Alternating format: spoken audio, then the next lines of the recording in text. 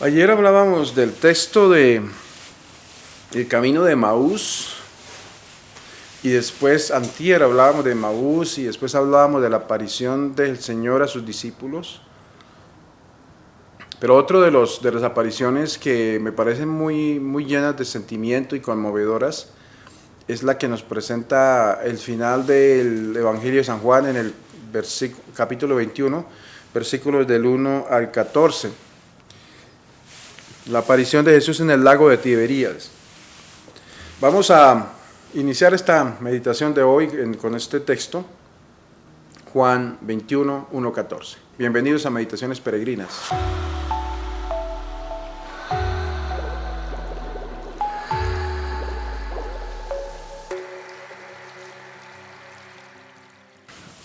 Juan 21, 1, 14. En aquel tiempo Jesús se apareció otra vez a los discípulos junto al lago de Tiberíades. Se les apareció de esta manera. Estaban juntos Simón Pedro, Tomás, apodado el mellizo, Natanael, el de Caná de Galilea, los Zebedeos y otros dos discípulos suyos.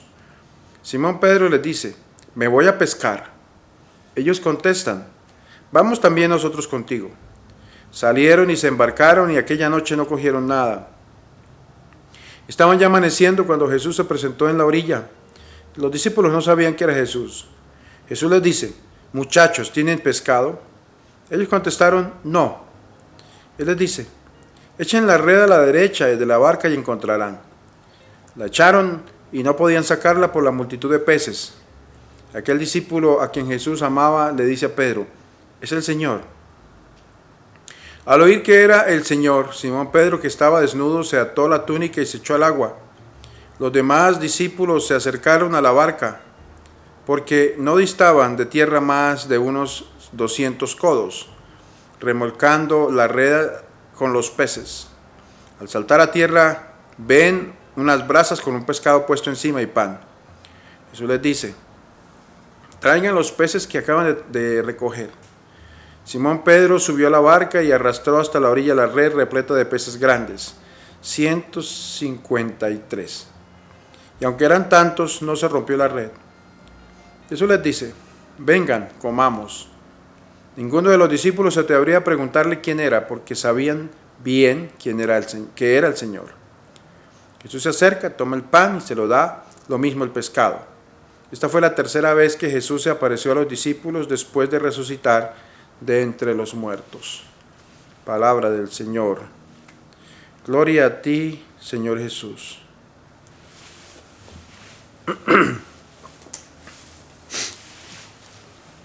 La aparición en el lago de Tiberíades es una de las más emocionantes narraciones también de la resurrección, al lado de aquella del camino de Emaús. Vemos a los discípulos en sus faenas anteriores a la evangelización. Es decir, vemos a Pedro de nuevo en la barca con los discípulos. Ya trato de imaginarme los discípulos, después de toda la frustración de todas las esperanzas que tenían puestas en ese camino que estaban haciendo con Jesús, y después de la muerte de Cristo, me imagino que ellos regresan en cierta manera a sus actividades anteriores a Jesús. Y estando en ese ambiente es donde se desarrolla la historia que nos regala el evangelista Juan el día de hoy. Igualmente, Pedro no pierde ese ímpetu que lo mueve a hacer las cosas, y es el que toma la iniciativa por los discípulos de salir a pescar. Allí también vemos cómo los demás discípulos están dispuestos a seguirlo, o sea, seguir a Pedro en ese camino. Igual termina siendo como el líder de aquellos discípulos de Cristo. Vuelven a su trabajo. Están en un día ya en el atardecer cuando toman la decisión de salir a pescar. Lo que nos dice justamente el texto es que no pescaron nada en la noche. Es de entender que el tiempo más apropiado para la pesca justamente era la noche, el anochecer. ¿Sí? Sin embargo, no tuvieron ningún buen resultado en su noche de pesca. Y estaba en la playa Jesús. Ellos realmente no lo conocen. No sé, puede ser la distancia la que impedía que identificaran al Señor. O sea, el aspecto de aquella persona que estaba allí, que no les era un aspecto conocido. Pero es normal que en los textos de apariciones a veces los discípulos no reconozcan al Señor. El caso de María Magdalena y el caso de Cleofás y su compañero en el camino de Maús. Vieron a una persona que estaba a la orilla. Y esto es normal en cualquier tipo de actividad, quedarse uno mirando lo que hacen los demás, ¿verdad? Como ingenieros, como arquitectos, mirando el trabajo de otros, ¿verdad? Y esa fue la cosa que ellos narran aquí. Hay una persona a la orilla mirando lo que está sucediendo como espectador. Interesado en el trabajo que están haciendo en ese momento. Y desde la orilla les grita, ¿tienen algo de comer? Quizá o tienen pescado. Quizá la pregunta que se harían los apóstoles en ese momento sería si este sería un comerciante que quería comprar el pescado, o quizá alguien que quería simplemente que le regalaran algún pescado, bueno, alguna cosa. Sin embargo, la respuesta negativa termina recibiendo por parte de ellos el consejo que les da, bueno, en todo caso, pues tiren la red a la derecha. ¿Qué puede significar esto? Pues para algunos es simplemente ver como esa analogía entre derecha e izquierda, y que la derecha es el lado bueno y la izquierda el lado malo. Podríamos pensar en eso. Pero también vale la pena que veamos que quizá esos bancos de peces fácilmente los podía ver una persona a cierta distancia, que no los que estaban en el mismo barco. Probablemente la posición de aquella persona desde la orilla podía dar un poquito más de claridad dónde estaban los peces. Sin embargo, pienso que más que una de estas dos cosas, lo que nos quiere mostrar lo que sucedió en ese momento es que aquella persona que los estaba invitando, Jesús, lo hacía porque tenía un conocimiento especial de dónde estaban los peces, digamos así, un conocimiento sobrenatural. Eso nos hace pensar muchísimo más que al tirar las redes al lado donde esta persona les había dicho, y al capturar tan cantidad de peces que no eran capaces de sacarla, eso les da a entender que es alguien especial, y entonces de una vez se imaginan a su maestro, a Jesús. Es allí cuando ellos logran agarrar tantos peces que igual entran en un momento difícil, porque no eran capaces de subirla a la barca por la cantidad, por la abundancia, digamos así, de peces que en ese momento recogen. Esto nos lleva a pensar en la abundancia que hay siempre en Cristo, cuando Él habla de que eres el agua viva, cuando les regaló el vino en el Caná de Galilea, cuando multiplicó los panes, cuando hablaba de ese buen pastor. Bueno, tantos textos bíblicos y tantas cosas que nos mostraron a través de los tiempos, mostraron a los apóstoles quién era Cristo.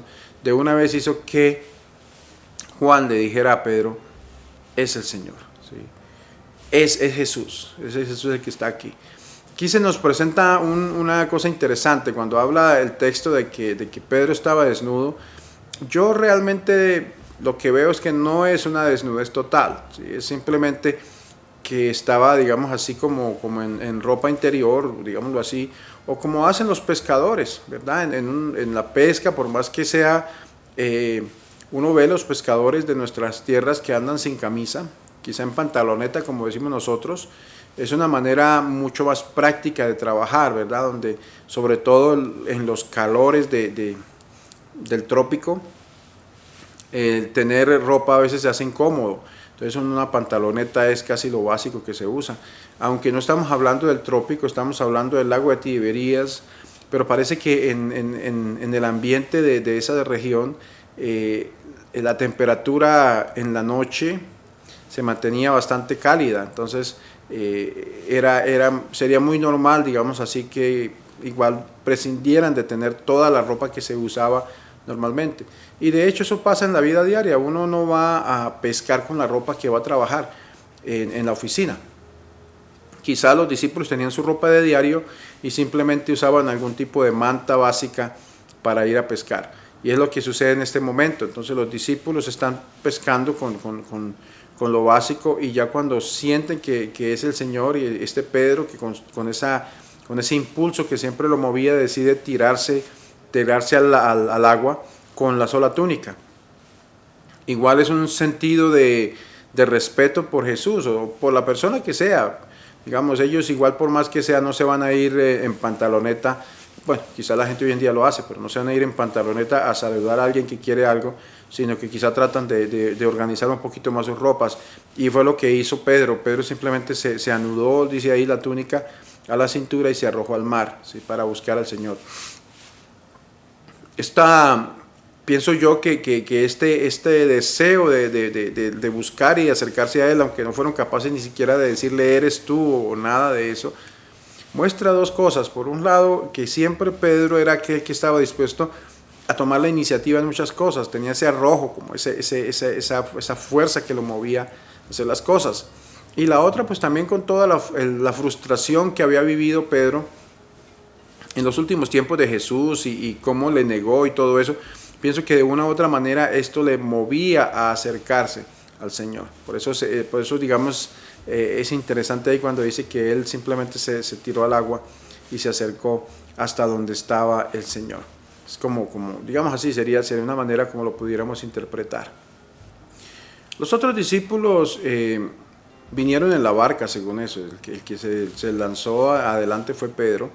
Pienso que entre otras cosas por el hecho de tener tantos peces, mover la barca hasta la orilla era una cosa un poco más complicada. Pedro no quiso esperar a hacer todo ese proceso y simplemente él se lanzó adelante y llegó. Sin embargo, los discípulos al parecer no bajaron la red porque lo que nos dice es que cuando se encuentran con el Señor a la orilla, el Señor les pide los pescados y entonces es cuando Pedro vuelve a la barca a recoger los pescados. No manda a nadie, él es el que toma la iniciativa de ir por los pescados, en cierta manera porque probablemente es su barca y porque seguimos viendo aquí Pedro que siempre es aquel que toma la iniciativa por los discípulos. Esos 200 codos de los que nos habla el texto probablemente corresponderían en una conversión de medidas a unos 90 metros.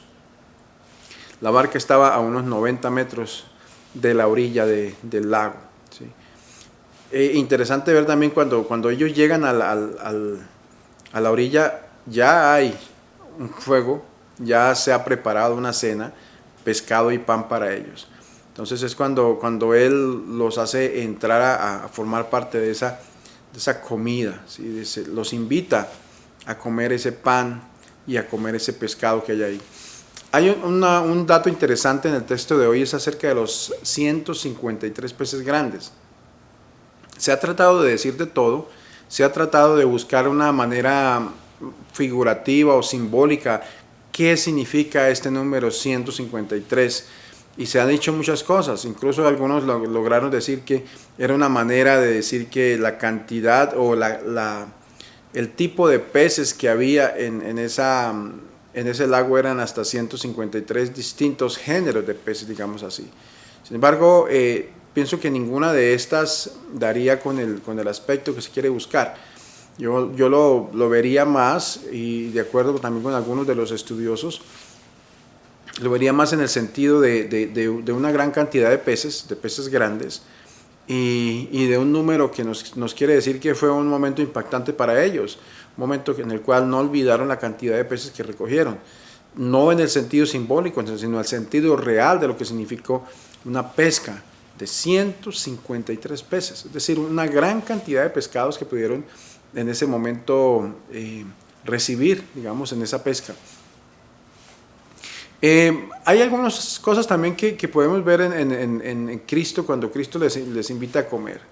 Por un lado, un Cristo que sigue dispuesto a preparar todo para los discípulos. Hace que un día de cansancio, una noche más bien de cansancio, una noche de fatigas inútiles, que termina convirtiéndose también en un momento de bendición al final de la mañana, al comienzo de la mañana más bien, el Señor les prepara esa comida, es decir, el Señor sigue mostrando ese afecto y esa caridad hacia los discípulos. Lo otro es ya en el sentido de la resurrección, ¿sí?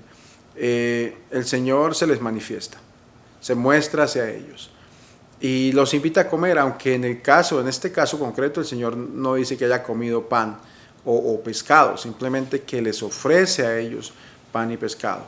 Una realidad, Él quiere compartirles en cierta forma ahí su vida, ¿verdad? Su cuerpo, su pan. ¿Sí? Es otro de los aspectos que podemos encontrar en este momento especial con los discípulos. Y lo otro, pienso yo, también tendría que ver con con esos discípulos que sabían quién era el Señor, pero no querían preguntarle, ¿verdad?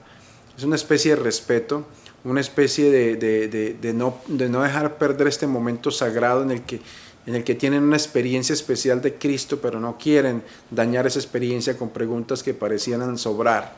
Entonces dejan que pase ese tiempo, dejan vivir ese momento con el Señor sin entrar a hacer preguntas que son preguntas, entre comillas, diríamos, estúpidas, porque al final ellos ya se dieron cuenta que era el Señor.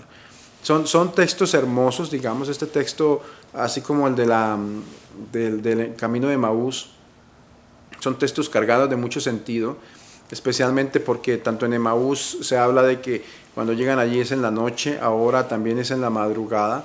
Tienen mucho sentido, para el cristiano tiene mucho sentido.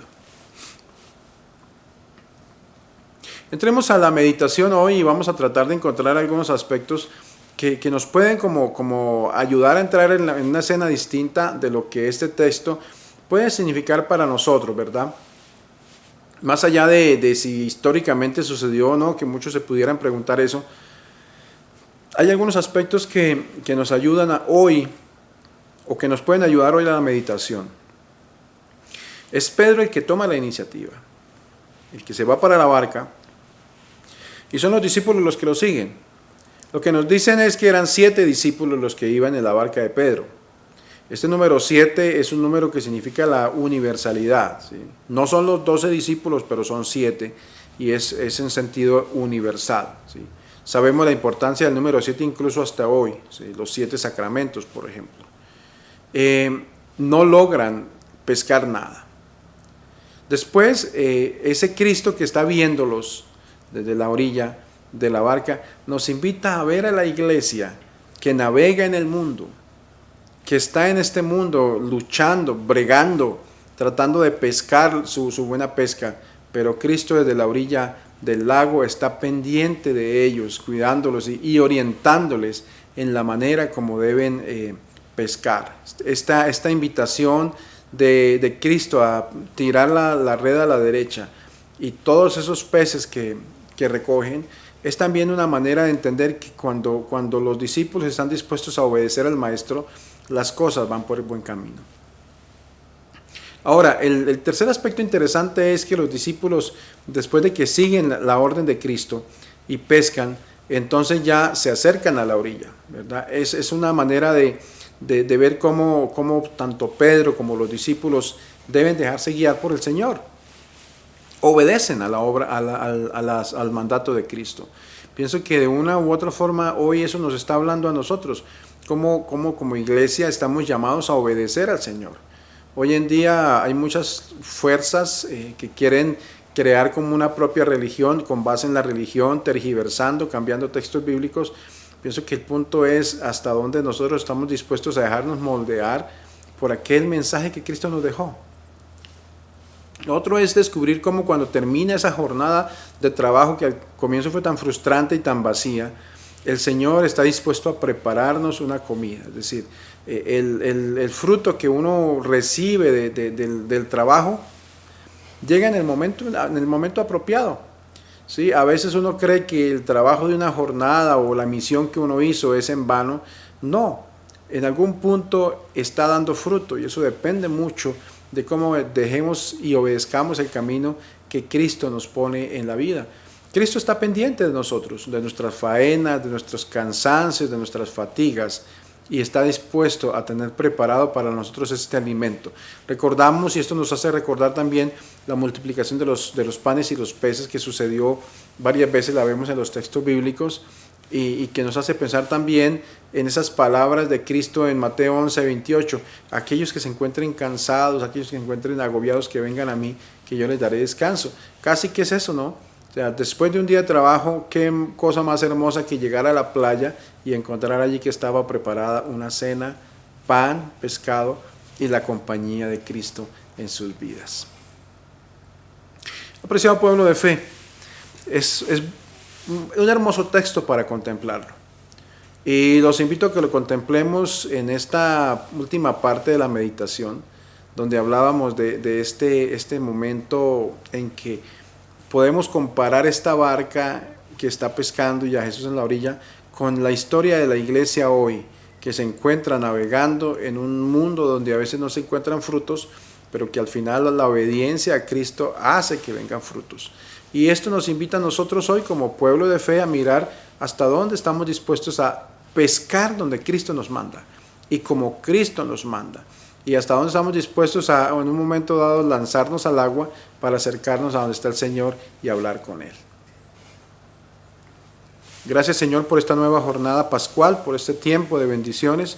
Ayúdanos a ser obedientes a tu palabra, a saber escuchar que nos hablas desde la orilla y que nosotros podemos seguir tu mensaje y recoger una pesca abundante. Gracias de nuevo, pueblo de fe. Los invito a que tengamos una jornada llena de bendiciones en el nombre del Padre, del Hijo y del Espíritu Santo. Amén. Feliz día.